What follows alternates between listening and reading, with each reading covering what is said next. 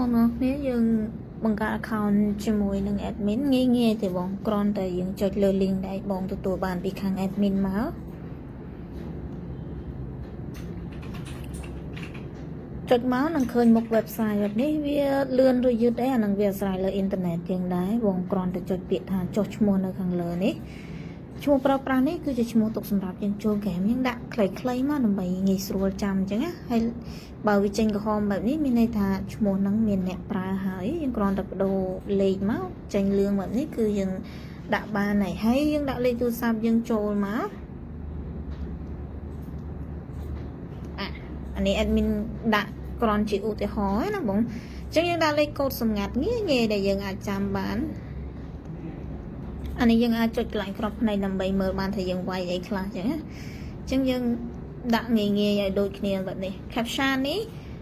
ត្រង់កូដ captcha នេះយើងមើលតាមរូបនៅខាងលើនេះបងរូបនៅខាងលើមានលេខអីខ្លះយើងវាយចូលតាមនឹងមកបន្តមកទៀតចុចសញ្ញាគ្រីសត្រង់ខ្ញុំមានអាយុគ្រប់18នេះណាបងរួចហើយចុចពាក្យថាដាក់ស្នើហើយនៅមុខនេះយើងថតវាទុកដើម្បីទុកមើលថ្ងៃក្រោយនៅពេលដែលយើងចង់ចូល account នេះអញ្ចឹងណាអញ្ចឹងរួចហើយយើងចុចពាក្យថាដាក់ស្នើចុចពាក្យថាដាក់ស្នើហើយនៅពេលដែលយើងចង់ដាក់ប្រាក់យើងចុចដាក់ប្រាក់ហើយយើងចុចកន្លែងផ្ទុកឯកសារនេះណាបងអានេះយើងបំពេញគណនីទុកសម្រាប់ពេលដែលយើងលេងឈ្នះឲ្យ admin វាទៅវិញអញ្ចឹងបើយើងដាក់ឈ្មោះ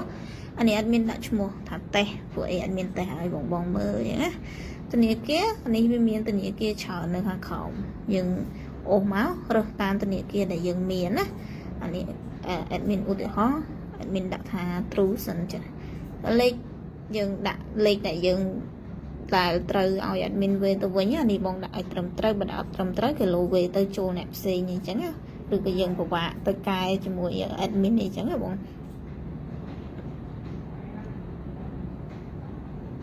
អានេះគ្រាន់ជាឧទាហរណ៍ហើយចុចពាក្យថាដាក់ស្នើមកបែបនេះគឺរួចរាល់ហើយអញ្ចឹងនៅពេលដែលយើងចង់ដាក់ប្រាក់ចុចផ្ទុកម្ដងទៀតមកហើយយើងអាចដាក់ប្រាក់បានហើយបង